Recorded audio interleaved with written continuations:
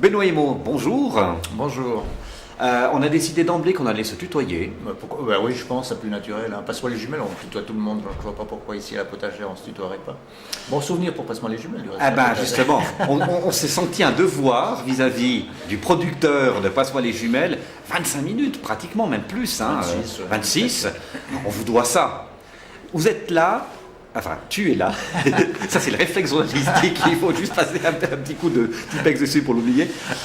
Pour la sortie de ce livre, ça fait depuis le mois d'octobre, hein, en gros, que tu le portes. Oui, septembre, octobre. Ouais. Voilà. Et bon, je te fais le pitch. C'est assez vite fait. En fait, c'est l'histoire de l'homme qui a vaincu le Cervin, Wimper, mais racontée cette fois de façon différente par le regard de deux femmes. Une a vraiment existé, c'est sa fille, et l'autre, ça a été une invention de ta part pour se dire, ben, il faut un autre regard, et puis voilà. Et c'est amusant, Wimper, quand on fait un peu la référence de tous les adjectifs que tu lui donnes, ou les attributs, c'est un emmerdeur, c'est un obstiné, c'est un handicapé affectif. Alors, sur le fond, est-ce que tu l'aimes, cet homme ? Oui, c'est un bel emmerdeur, je dirais. Oui, au contraire, mais qui aime bien, châtie bien, comme on le sait. À vrai dire, ce qu'il faut savoir, c'est que Wimper a écrit ce qu'on peut appeler ses mémoires. Hein, ça s'appelle Escalade dans les Alpes. Il fait le Cervin en 1865, il écrit ses mémoires 5 ans après. À 30 ans. Il est très jeune, il a 25 ans, donc il écrit ses mémoires, enfin son Cervin, enfin il n'y a pas que le Cervin, mais enfin tout ça, il a 30 ans. Mais quand même, il y a eu entre le Cervin, il ne faut pas oublier qu'il y a eu 4 morts, hein, tout de même, c'est un traumatisme, ça a été un traumatisme pour tout le monde, pour lui aussi sans doute. On sent qu'il s'arrange un petit peu avec sa mémoire. Et j'avais lu à l'époque, comme tout le monde, Boris Cyrulnik, qui a fait d'excellents travaux là-dessus. Et puis je me suis dit, toi mon vieux, j'aimerais bien savoir ce qu'il y a derrière Wimper. Enfin, c'est vrai qu'écrire sur le Cervin et sur Wimper, c'est un vrai défi dans le sens que tellement de choses ont été faites. Énormément de très beaux livres du reste. Mais on s'est beaucoup occupé de cette fameuse corde coupée, pas coupée, etc. etc. Ça m'intéressait pas tellement. Je n'avais pas envie d'être le 100e à raconter l'histoire du Cervin avec cette fameuse corde coupée ou pas coupée. À vrai dire, je m'en foutais un petit peu de cette corde. En revanche, il y a très très peu de livres où j'ai à peu près, je crois, tout lu ce qui s'est dit sur le Cervin, mais quasiment rien sur Wimper. Qui était-il vraiment? Alors, évidemment que moi, j'ai fait de l'histoire à l'Uni. J'aurais pu me mettre à arrêter de faire Passe-moi les jumelles, et puis j'aurais mis 4 ans pour refaire un livre d'histoire, etc., parce que j'avais pas le temps. Et la liberté de faire un roman, et pour moi c'était une grande première, et j'ai trouvé ça très, très marrant en fait, parce que ça donne un pouvoir extraordinaire. On sent que tu t'éclates, tu zappes dans les périodes.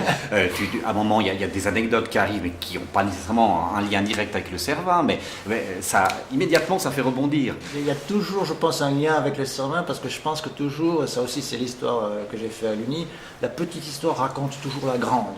Et les petites, c'est toujours entremêlé si on veut. Mais pour revenir à Wimper, donc je me suis dit, personne ne parle de son caractère. Et comme lui en parle de manière très biaisée à travers ses mémoires, justement parce qu'il s'arrange un peu avec sa mémoire, je me suis dit, rien de tel qu'une femme pour parler d'un homme. Tu seras d'accord avec moi là-dessus? Ah oui. Sacré révélateur. Donc il ne faut pas tout révéler, parce qu'en effet, il y a une partie qui est complètement fictionnelle, notamment Jeanne, que j'ai inventée du tout au tout. Et j'ai trouvé ça très marrant en fait de faire ça, de me mettre dans la peau d'une femme. Note que je l'ai fait lire à 2 femmes avant de pouvoir l'éditer pour voir si je disais pas trop de bêtises. Là-dessus, apparemment, ça a passé. Et puis, ça te donne une grande liberté pour en faire ce que j'appelle un bel emmerdeur. Parce que moi, des emmerdeurs comme ça, il en faut, on en redemande. Ce sont ce genre d'emmerdeurs-là qui bousculent les paradigmes, hein, pour employer un mot à la mode, et qui font que les choses avancent. Avant Wimper, on disait le Cervin, c'est impossible. Eh bien, Wimper est arrivé à 25 ans et il a dit non, je vais vous prouver que c'est possible. Il s'y est repris 8 fois quand même. Oh, plus que 8 fois. Plus que 8 fois. Parce que si, en fait, la conquête du Cervin, une conquête toujours entre guillemets, s'échelonne sur 17 ans. Non compte tenu uniquement de Wimper, de Carrel notamment. Ça commence pour finir en 17 ans, pour finir en 1865. En tout, on estime qu'il y a eu 17 tentatives. Bon, il y a eu des tentatives complètement loufoques, de 2 Anglais par exemple, qui avant Wimper ont essayé des tentatives en solitaire et en hiver. Ils ne sont pas allés très loin. Ils sont de se compliquer la vie et d'être Oui, sûrs de rater. ils sont quoi. montés, mais à l'époque c'était pas rien quand même. Hein. Monter en hiver, maintenant il fait, je crois qu'il doit faire, aujourd'hui on annonce moins 12 à 2000 mètres. Monter en hiver, ils sont montés jusqu'à 3000 mètres à peu près, donc chacun séparément. Ils sont vite redescendus et tu imagines avec les souliers qu'ils avaient, tout ça. Ça, c'est pas des tentatives très sérieuses. Les tentatives sérieuses ont toutes été faites du côté italien. Wimper y a participé très souvent, du reste. Il a même fait une tentative en solitaire à travers laquelle il manque de se tuer, du reste. Il en parle avec une certaine désinvolture dans son livre, il parle de la mort comme ça, avec une certaine légèreté. Et quand tu lis ses mémoires, tu dis, non, mais attends, là, tu peux pas parler de la mort comme ça. Qu'est-ce que ça cache, ça? C'est pour ça qu'un personnage féminin te pousse un petit peu dans ses retranchements pour lui dire, mais en fait, qu'est-ce que tu caches un petit peu? C'est ce qui m'intéressait. Il s'arrangeait avec sa mémoire, mais est-ce qu'il s'arrangeait avec la vérité?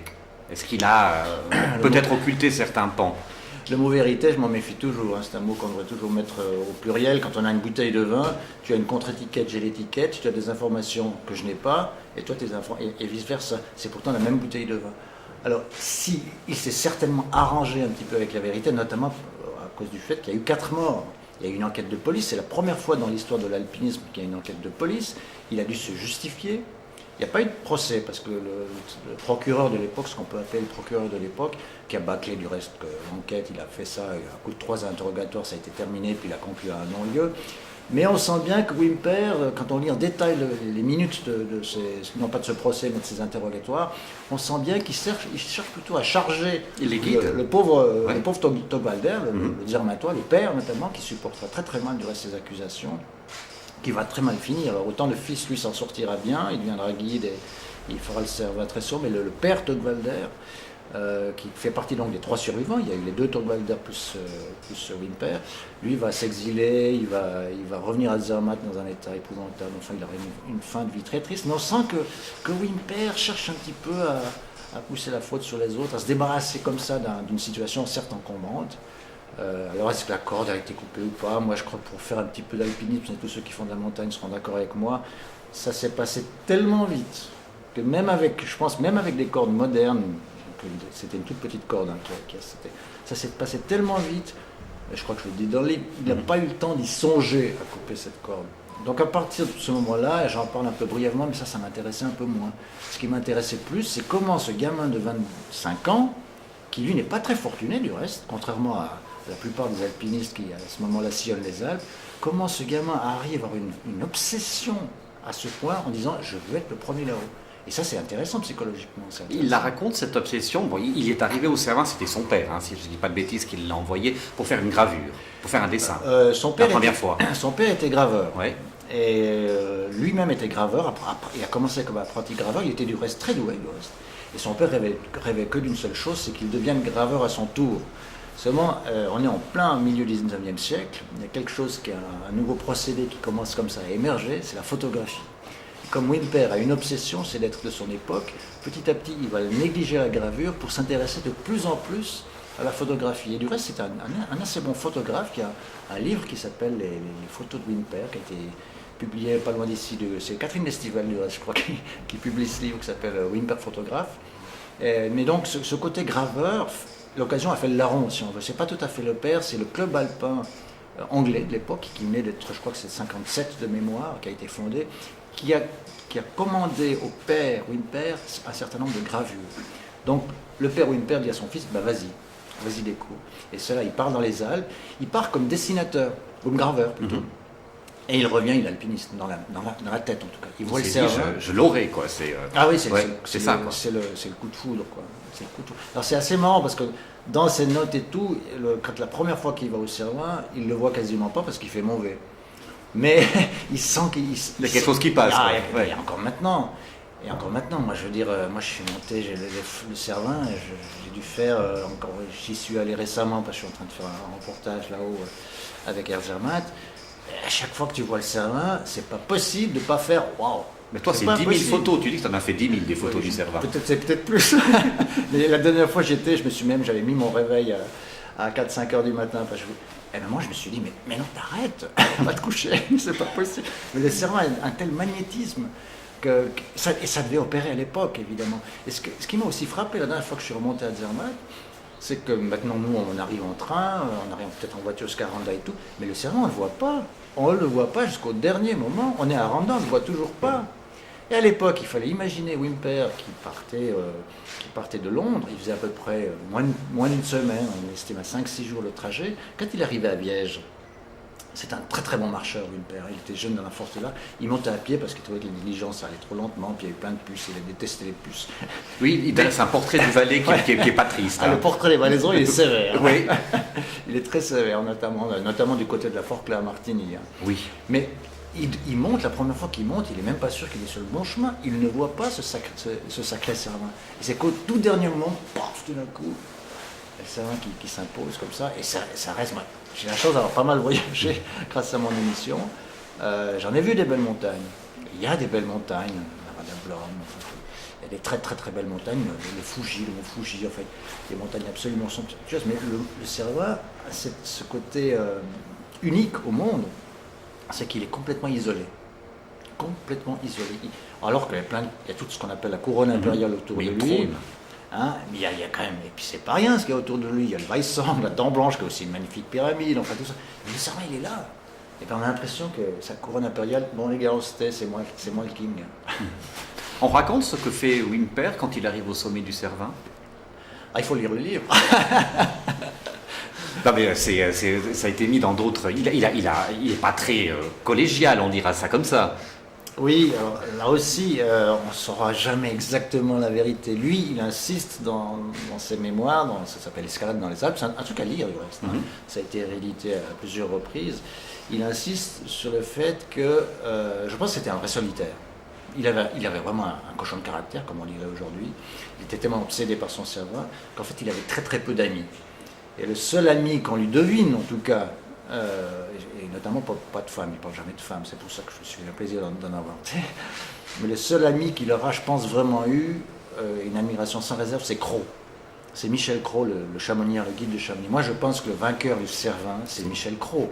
Sans Michel Cros, Whymper n'allait sans doute pas au sommet. Ça, c'est à peu près clair. Et malheureusement, Cros va mourir à la descente puisqu'il va se faire emporter par... Il y a plusieurs trucs incroyables parce que c'est un vrai polar, l'histoire du Servin, en fait. Hein. J'ai gardé la trame c'est un roman historique, en fait, parce que la trame existe. D'abord, c'est ce côté, ça dure 17 ans pour la conquête, mais pour finir, ça se joue sur un seul jour. Le 14 juillet, il y a deux sur le versant italien et le versant suisse, il y a deux cordées concurrentes qui arrivent quasiment au sommet en même temps. Les Hermatois, c'est-à-dire Whymper et les guides et d'autres Anglais sont juste au-dessus, enfin juste au-dessus, c'est quand même resté à peu près 200 mètres, on estime, c'est quand même pas rien, mais enfin les Italiens étaient juste en dessous, si on veut. C'était le 14 juillet 1865, ça s'est joué sur la même journée. C'est un truc absolument incroyable ce qui s'est passé là-haut. Alors pour revenir à Michel Cros, je pense que lui, vraiment il l'admirait, c'était vraiment le guide de l'époque, c'est son seul ami qui meurt sous ses yeux. Alors c'est clair que lui, dans Escalade dans les Alpes, qu'il écrit encore une fois 5 ans après les événements, il insiste sur le fait qu'ils sont arrivés ex aequo, un peu comme au Tour de France, hein, où il y aurait deux coureurs, ça s'est arrivé des fois, deux coureurs qui se tirent la bourre, comme on dit, sur tout un col, puis qui décident d'arriver, de se tenir par la main, puis d'arriver ex aequo. Ça, c'est sa version des faits. Cros n'a jamais pu confirmer. Après, voilà, il y a des théories qui disent qu'il se serait... il serait décordé pour arriver parce que ça allait lentement derrière. Il y a plusieurs mystères dans le Servin. C'est comment Whymper a accepté, lui-même à 25 ans.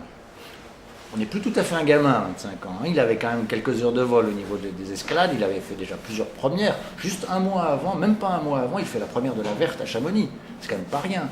C'était quelqu'un d'expérimenté déjà. Ouais. En revanche, la veille en fait, c'était le 12, en fait, 2 jours avant. Quand les deux cordées britanniques se retrouvent à Zermatt en concurrence, en quelque sorte, il découvre, ah, vous allez faire ça, nous aussi. Bon, si on unissait nos forces.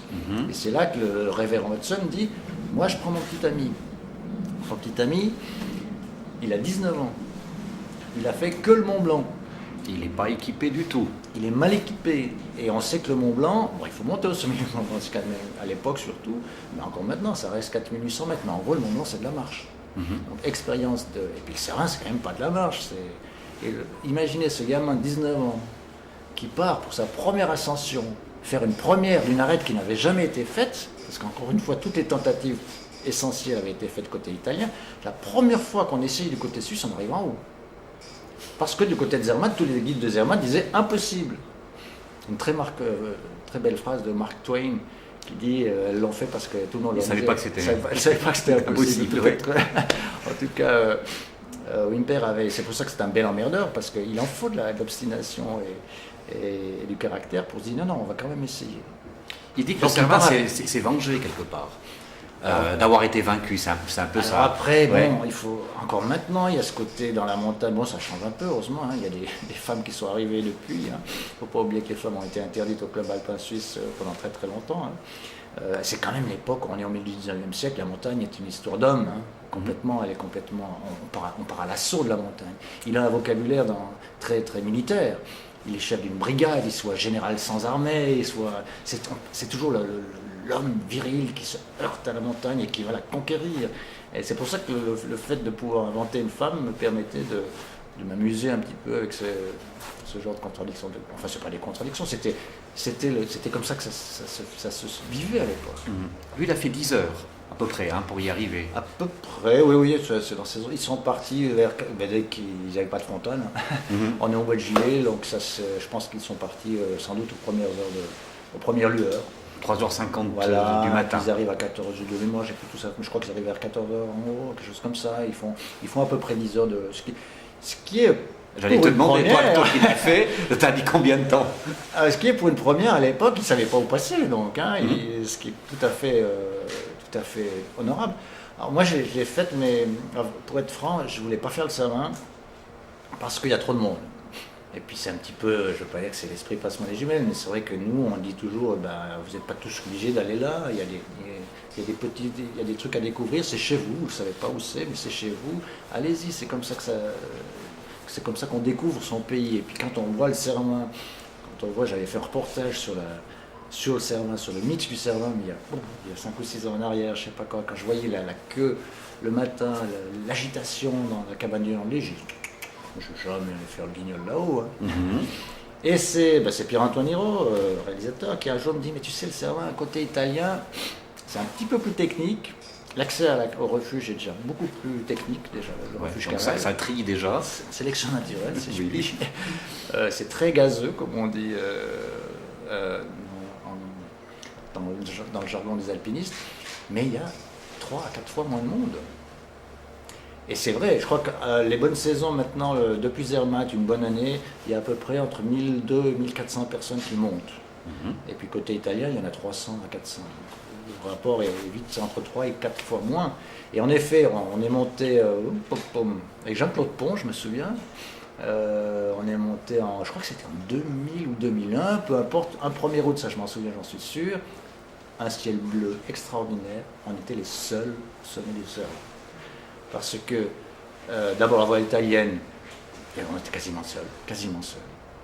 Il y a 2 jeunes Italiens qui ont arrêté en cours de route, je me rappelle, parce que ces 2 jeunes Italiens avec qui on avait mangé les spaghettis la veille, avaient fumé des gros pétards. En mangeant des spaghettis, tout à fait en forme. Le lendemain, en montant, ils étaient blancs au milieu, ils sont arrêtés. Je ne sais pas, une bonne idée pour faire la montagne, enfin bref. Et puis l'équipe de Zermatt était déjà arrivée parce qu'ils sont chronométrés, ce qui se justifie du reste pour des raisons de sécurité, de météo. La météo, c'est vrai, ça reste une montagne sérieuse quand même. Les guides de Zermatt étaient arrivés avant nous, on n'était pas très rapide parce qu'on filmait. Les guides de Zermatt étaient redescendus, est arrivé en haut, seul. Et on a fait la descente côté suisse, et puis là c'est un petit peu, pardon, bonjour, parce qu'on avait le gros de la troupe, si je puis dire, qui allait arriver au sommet du Cervin ce jour-là. Alors, quand tu le fais toi-même, tu te dis, je suis sur les traces de Wimper, il y a son ADN encore par là-haut, je sais pas. Moi, j'ai de toute façon, toute génération d'alpinistes s'appuie sur la génération précédente.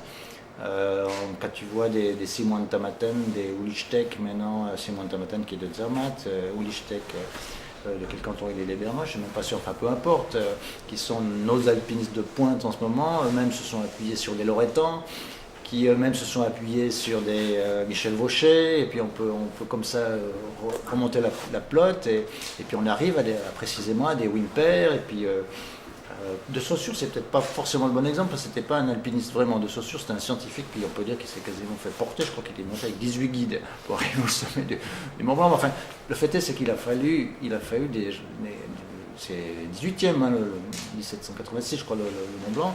il a fallu des gens qui disaient on va là-haut, Mhm. on va là-haut. De Saussure, c'était pour mesurer la pression atmosphérique, c'était son obsession, c'était pas du tout un esprit de conquête, parce qu'après ça devient de l'alpinisme pour le plaisir. Et chaque génération s'appuie sur une autre, si on veut. Ah bon, parlant de Donc, génération, forcément, quand on arrive là-haut, on a forcément de l'admiration, parce que le Cervin, on ne joue pas au foot au sommet du Cervin quand même.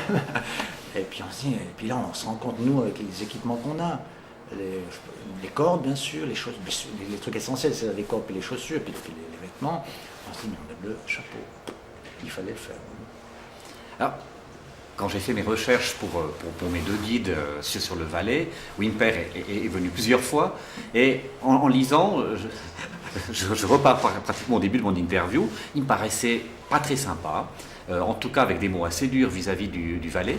C'est lui qui disait plus ou moins qu'on était goitreux à cause de notre consanguinité, vu que dans les villages on se couchait entre familles et puis fini.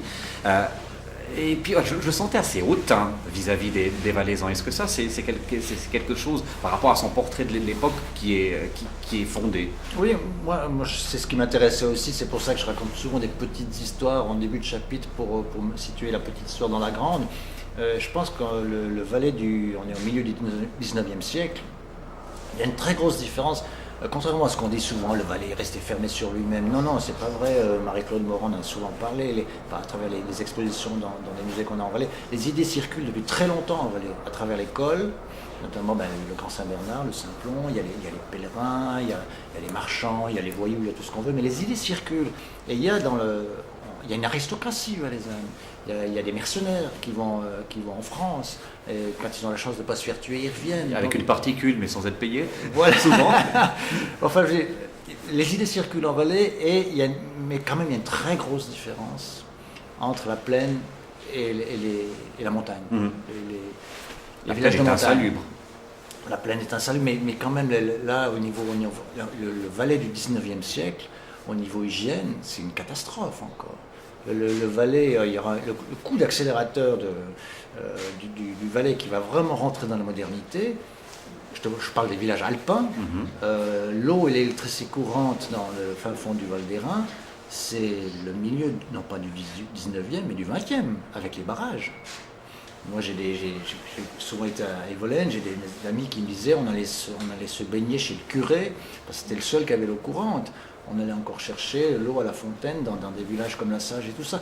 Tout ça a beaucoup changé. Le Valais dans son ensemble est vraiment rentré dans la modernité beaucoup plus tard. Il y a une grande différence entre la plaine et la montagne. Quand Wimper arrive là, c'est marrant, j'étais au Népal tout à fait récemment pour un futur Passe-moi les jumelles qui passera bientôt. Je me retrouve dans ces villages et j'ai fait la réflexion, je me suis dit tiens, Wimper, il devait sentir exactement la même chose. Parce que Wimper, même si c'était pas un riche aristocrate, ça reste quand même l'Angleterre à ce moment-là, et quasiment au sommet c'est l'Empire dans toute sa puissance, si on veut. C'est quand même quelqu'un qui arrive de Londres, c'est quand même quelqu'un qui sait lire, qui sait écrire, qui sait dessiner, etc. Par rapport aux pauvres petits enfants qui l'accueillent, notamment au col de la Forclaz, il a des descriptions d'enfants qui sont des mendiants en fait, qui lui tournent autour, qui sont pleins de puces, etc., qui lui offrent, qui essayent de lui vendre des Edelweiss un peu pourris pour essayer de grappiller un peu de sous. Il est un peu... il ressent ce que nous, comme touristes, entre guillemets plus ou moins avertis, on peut ressentir quand on se balade dans des villages du Népal.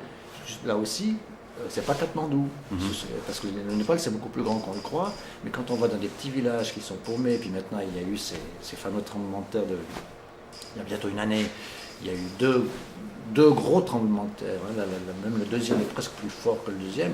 On voit dans quelles conditions ils vivent. Moi, je me suis dit, tiens, j'ai pensé à Wimper. Je me dis, tiens, Wimper devait ressentir un petit peu la même chose quand il était dans ces villages valaisans, un peu crasseux, un peu pouilleux. Quoi.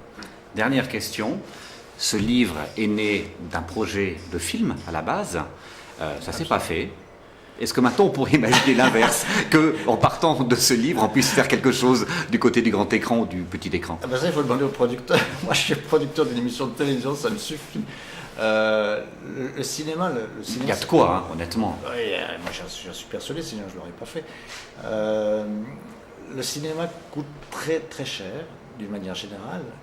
Et le cinéma de montagne et le cinéma d'époque, ça fait tout pour que ce soit un film cher. Et je crois qu'ils avaient fait les premiers budgets de films de télévision, je parle même pas de films. Ils étaient déjà à 3,5 millions d'euros.